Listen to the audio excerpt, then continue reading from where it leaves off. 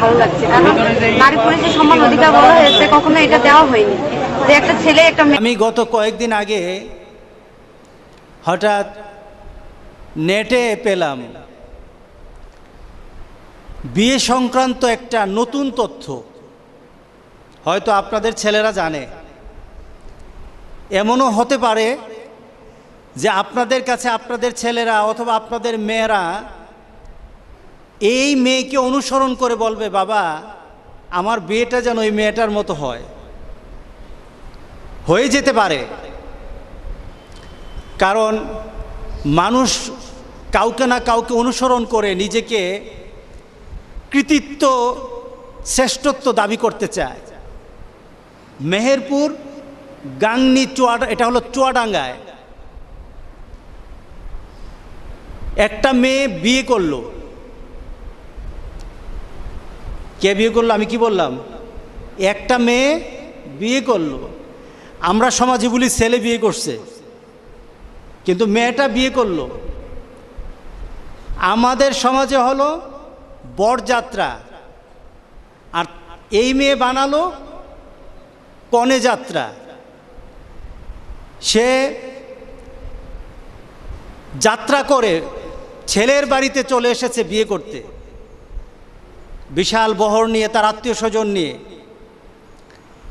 ছেলে বসা মেয়ের মতো, আর সে আসছে বরের মতো। বিয়ে শাদী হলো, খাওয়া দাওয়া হলো। এবার তার অভিজ্ঞতা বর্ণনা করছে। মেয়েটা বলছে নতুন স্টাইলের এই বিয়েটা তার কাছে খুব ভালো লেগেছে। আর এই বিয়েটা হচ্ছে নতুন স্টাইলে হচ্ছে, আমার অনেক ভালো লাগছে, কারণ নারী পুরুষের সমান অধিকার বলা হয়েছে, কখনো এটা দেওয়া হয়নি যে একটা ছেলে একটা মেয়েকে বিয়ে করতে পারে, কিন্তু এখানে একটা মেয়ে ছেলেকে বিয়ে করে নিয়ে যাচ্ছে একটা নতুন স্টাইল। এটা আমার অনেক ভালো লাগছে। নতুন স্টাইল। আচ্ছা, আপনারা ছেলেপেলেদের চুল কাটা দেখছেন? কালকে আমার কুমিল্লাতে আমার গাড়ি ঠিক করতেছে, আমার গাড়ি যে ঠিক করে সেখানে একজন ওয়ার্কার, তাকে দেখলাম তার এদিকের চুলগুলো অনেক বড় বড়, এত বড় বড়, আর পিছনের চুলটি এই পর্যন্ত কাটা, এদিকে বেল এদিকে ছনে ভরা। একটা স্টাইল। এই এদিক দিয়ে সব দিকে কাটা, কিন্তু মাঝে দিয়ে চুল এতগুলি নিচের দিকে নামানো। চুলগুলি থাকে চোখের কাছে, মাঝে মাঝে এমনি ঝাড়া দেয়। স্টাইল।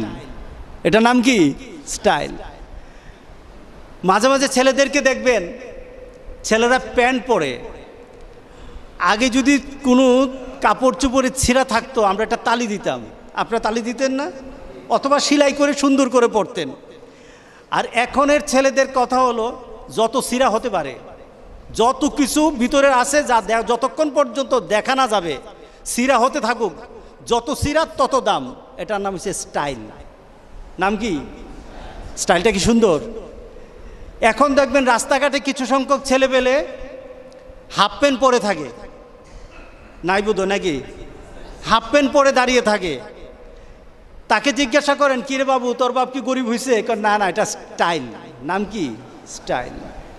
ছেলেদেরকে দেখবেন, ছেলেরা প্যান্ট পরে যত নিচে যেতে পারে, আর মেয়েরা এখন উপরের দিকে উঠায়, হাঁটুর কাছে চলে গেছে। জিজ্ঞাসা করবেন এটা কি? এটা স্টাইল। এটা নাম কি? স্টাইল। আরো স্টাইল শোনাবো? এখন স্টাইলে ধরে ফেলেছে। আমি আজকে আপনাদের কাছে জানাতে চাই, বিয়েটা ইসলামের কোন পর্যায়ে আছে। আপনারা যারা বিয়ের ব্যাপারে নিজেরা করে ফেলেছেন তাহলে তো শেষ। আর যারা করবে, বিয়েটাকে কি হিসাবে নিতে হবে? এটা কি স্টাইল হবে নাকি আল্লাহ রাসূলের নীতি হবে? জারজ সন্তান হয়ে যাবে যদি বিয়েটা যদি আল্লাহ রাসূলের নীতিতে না হয়, তাহলে এটা জারজ সন্তান হবে তার ঘরে। কারণ বিয়েটা কোনো সামাজিকতা নয়, বিয়েটা ইবাদত। বিয়েটা কি? ইবাদত। বিয়ে কোনো আপনার পরিবারের নিয়ম নীতি নয়, বিয়েটা হলো আল্লাহ রাসূলের নীতি। আল্লাহ রাসূলকে সন্তুষ্ট করতে চাইলে আপনি বিয়ে করতে হবে। সুতরাং এই বিয়েটাকে যারা স্টাইল বানাতে চায়, আমাদেরকে জানা দরকার বিয়েটা কি। এবার আসি বিয়ের ব্যাপারে আল্লাহ সুবহানাহু ওয়া তাআলা কি বললেন। আল্লাহ সুবহানাহু ওয়া তাআলা বললেন নেকাহ শব্দটা হলো নেকাহ। এই বিয়ে শব্দটার আরবি শব্দ কি? আপনারা যখন এটার ব্যাপারে লেখান তখন আপনার নিকানামা বলেন, বিবাহ নামা বলেন না, কি বলেন? নিকানামা। এটা আরবি শব্দ, এটা হলো বিবাহ, ম্যারেজ। এটা সম্পর্কে আল্লাহ সুবহানাহু ওয়া তাআলা বলেন ফানকিহু মা তাবা লাকুম মিনান নিসা। ছেলেদেরকে বলছেন ফানকিহু, তোমরা বিয়ে করো। আচ্ছা, বিয়ে কি এখন মেয়েরা করবে না ছেলেরা করবে? আল্লাহর আদেশ কার? বলেন ফানকিহু মা তাবা লাকুম মিনান নিসা, মেয়েদের থেকে যাদের তোমার ভালো লাগে। অর্থাৎ কি, মেয়েকে পছন্দ করার ক্ষমতা কিন্তু ছেলেকে দেওয়া হয়েছে, পছন্দ করার ক্ষমতা দেওয়া হয়েছে, মেয়েকেও দেওয়া হয়েছে তোমাকে যাকে ভালো লাগে। এখন পছন্দটা কিভাবে করবে? এটা কি 5 বছরের ভালোবাসা, 7 বছরের ভালোবাসা? একজনে বলে হুজুর 7 বছর পর্যন্ত ভালোবাসলাম, ছেলে এখন আর দেখে না। ছেলের তো আর এখন দরকার নাই, 5 বছরের ভালোবাসা বুঝছে যে সে যদি অবৈধভাবে আমার সাথে থাকতে পারে, বিয়ে করার পর কার সাথে যেন আবার অবৈধভাবে চলে যায়। সুতরাং আর না। আল্লাহ সুবহানাহু ওয়া তাআলা বলেন ফানকিহু, বিয়ে করো, মা তাবা লাকুম মিনান নিসা, মেয়েদের থেকে, মহিলাদের থেকে যাকে তোমার ভালো লাগে, উত্তম, উত্তমতার দিক থেকে যার কাছে তোমার ভালো লাগে। রাসূল পাক সাল্লাল্লাহু আলাইহি ওয়াসাল্লাম কি বললেন?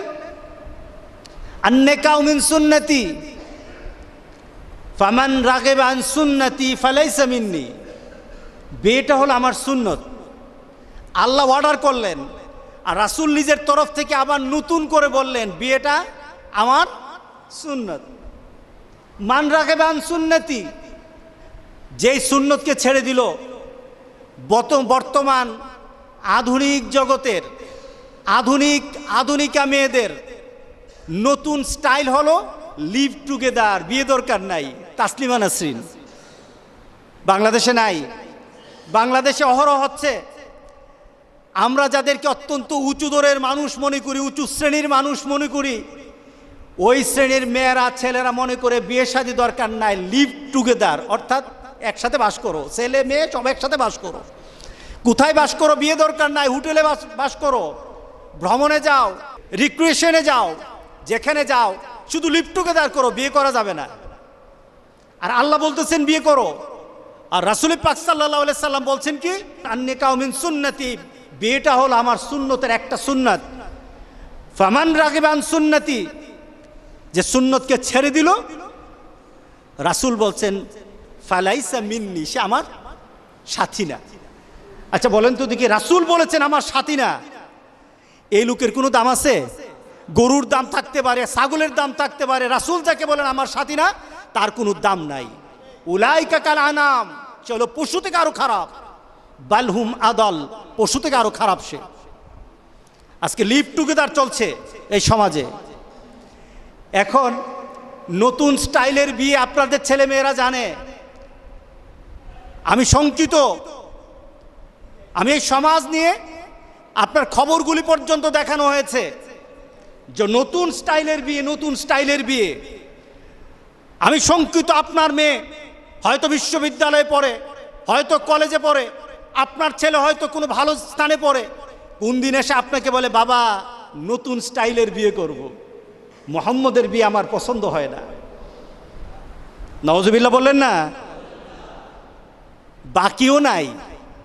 বর্তমান সমাজের বিয়ে শাদী যে অবস্থায় চলে গেছে, আমার মনে হয় বিয়েটার মধ্যে শুধু কবুলটাই বাকি আছে, আর হুজুরটা বাকি আছে, আর বাকি সব আরেকজনের কাছে গেছে। কবুলটা না বলে তো আর পারে না, আর হুজুর ছাড়া তো বিয়ে শাদীতে আপনারা করাইবেন না। এই দুইজন ছাড়া বাকি সব জায়গা হিন্দু, খ্রিস্টান, বুদ্ধ, যত ধরনের নীতি আছে এখন বিয়েতে চলে আসছে।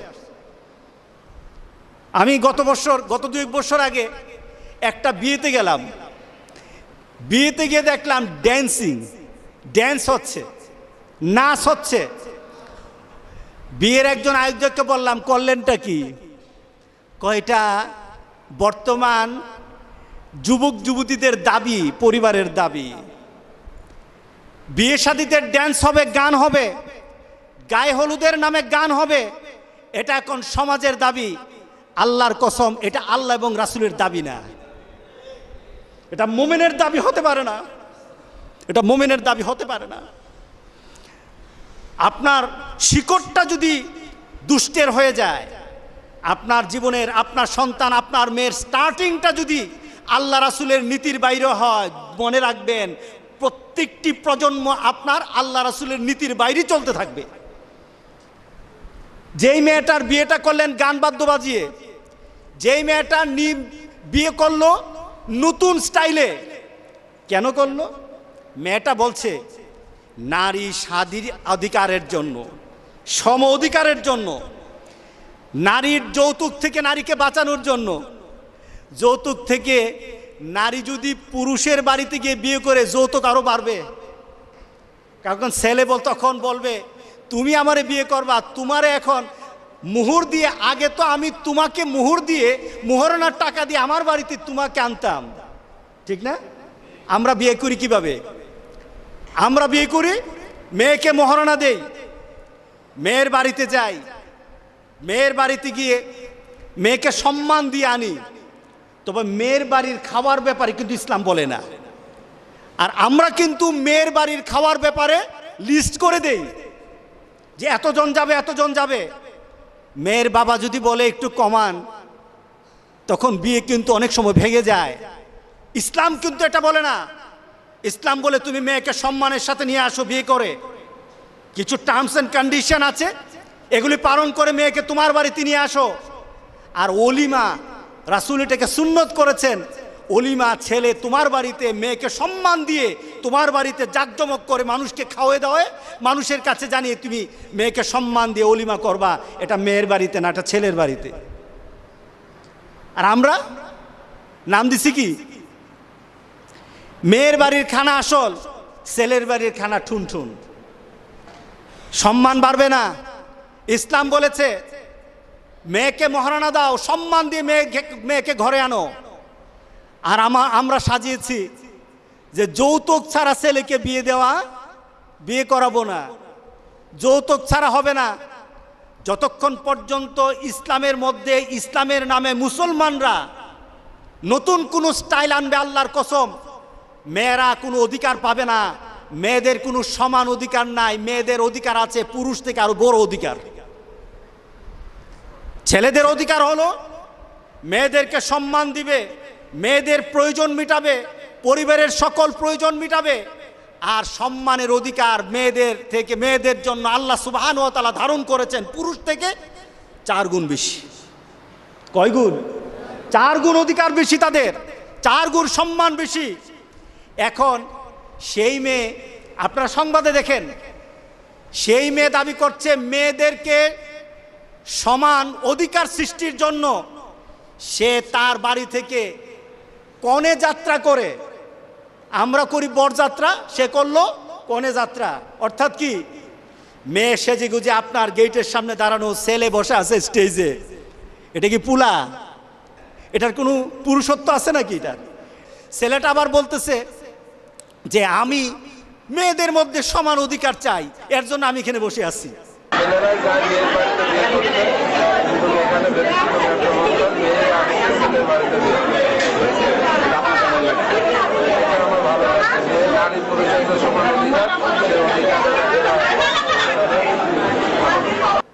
আচ্ছা বলেন তো দেখি, শক্তিশালীকে যে অনেক দূরে যায়, যেমন আপনি আদম আলাইহিস সালামের হাওয়া, উনাদেরকে আল্লাহ সুবহানাহু ওয়া তাআলা দুনিয়াতে পাঠালেন। আল্লাহ সুবহানাহু ওয়া তাআলা আদম আলাইহিস সালামকে, এটা ঐতিহাসিকদের একটা ধারণা যে শ্রীলঙ্কায় আদম আলাইহিস সালাম এখানে, ওনাকে আল্লাহ এখানে পাঠিয়ে দিলেন। হযরত হাওয়াকে তো এখানে পাঠাতে পারতেন, কিন্তু এখানে হাওয়াকে পাঠানো হয় নাই, কারণ হাওয়া দুর্বল, উনি দুর্বল। এর জন্য ওনাকে আল্লাহ সুবহানাহু ওয়া তাআলা কোথায় পাঠালেন জানেন? হ্যাঁ, আরাফাতে পাঠালেন। মাশাআল্লাহ, ওনাকে এত কাছে পাঠিয়ে দিলেন যে কাবার কাছে কাছে যে চলে আসছে, ওনাকে এত নিকটে করলেন। আর ওনাকে পাঠালেন কত দূরে? পিছনে কারণটা কি? পুরুষ সব দিক থেকে ক্ষমতা রাখে, পুরুষ দূরে যেতে পারে, মেয়ে দূরে যেতে পারে না। সুতরাং পুরুষ মেয়ের বাড়িতে গিয়ে মেয়েকে সম্মান দিয়ে বাড়িতে আনবে, এটাই পুরুষের জন্য পুরুষত্ব। আর যদি মেয়ে আসে, এটা তো পুরুষই না, এটা তো পুরুষই না। এটা তো মাথা নিচু করে থাকা দরকার। তবে তোমার মেয়ে যদি এই কথা বলে সমান অধিকার, তবে আমরাও এখন বলবো তোমাকে, ইসলাম বলে না তোমার মতো মেয়ের জন্য আমাদের কথা হলো মোহরানা এখন আমরা এতদিন দিয়ে আসছি, এখন থেকে তোমরা দিবা। কি বলেন? এবার আমরা দর করব, কত মোহরানা তোমরা দিবা। কারণ তোমরা যখন স্টাইলে চলে গেছো, আল্লাহর কসম খেয়ে বলি, তোমাদের জন্য বিপদ রয়ে গেছে, তোমাদের জন্য কষ্ট রয়ে গেছে। আমি আরেকটা অপেক্ষায় আছি, এই মেয়েকে কোন দিন এই ছেলে পিটাবে, এই একটা নিউজের জন্য আমি বসে আছি।